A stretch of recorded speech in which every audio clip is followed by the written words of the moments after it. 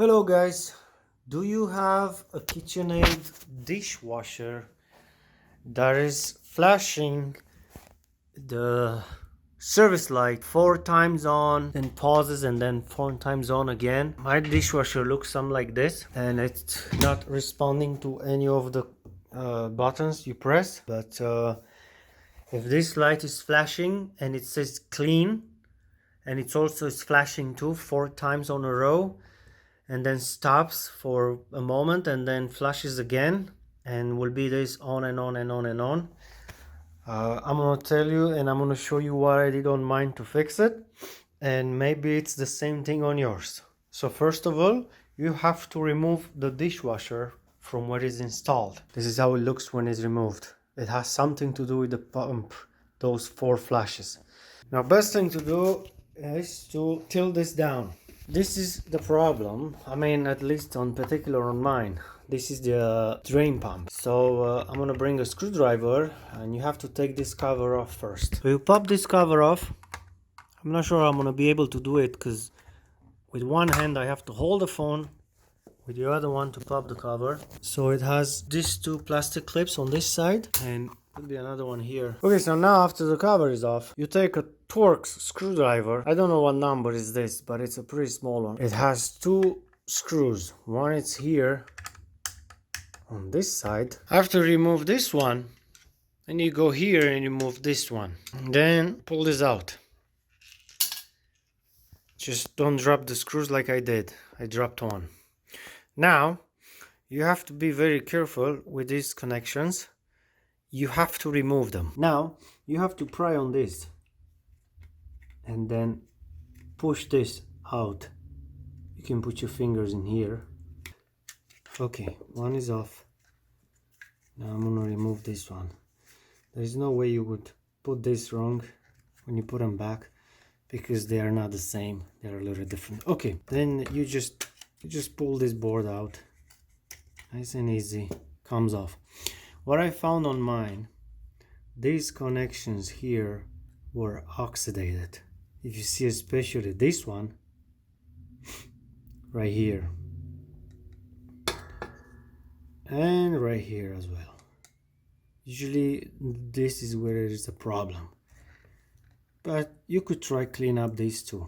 Anyway, I'm gonna bring some sandpaper. Now I took some sandpaper. This is a little too rough for what I need, but it's good enough. I think this is 20 grit or 220, not 20 for sure, it's 220.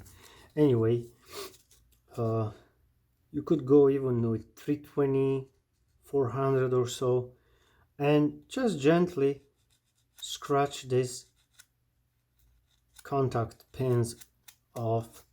Maybe if you have like an electrical contact cleaner spray can, you probably can do it with that one too. Anyway, don't go too crazy with this, just a little bit. Also, you can clean this. If you look here, I can see some green stuff in there. Could be some mold, or could be something off the board, you know, because the board is green as well. But anyway, just try your best to clean this. Clean them. Now you just put it back. Make sure you put it this way, the way it's supposed to go, and then push back the wires, and this one, and now you put this back. Just be very careful, don't break any of this wiring here. This square thing has to go into this hole, that square thing over there. There we go. Now you put back the screws and you put it all back together. Okay, this one is tight as well. This one is tight as well. Don't go too crazy on it. Also, there is this rubber thing is supposed to go in there, and make sure you put it back. Okay, once it's in, it's supposed to look like that. Now you put the cover back this way. Don't forget about these wires. They have to go through here, and you lift it up and you have to reset it.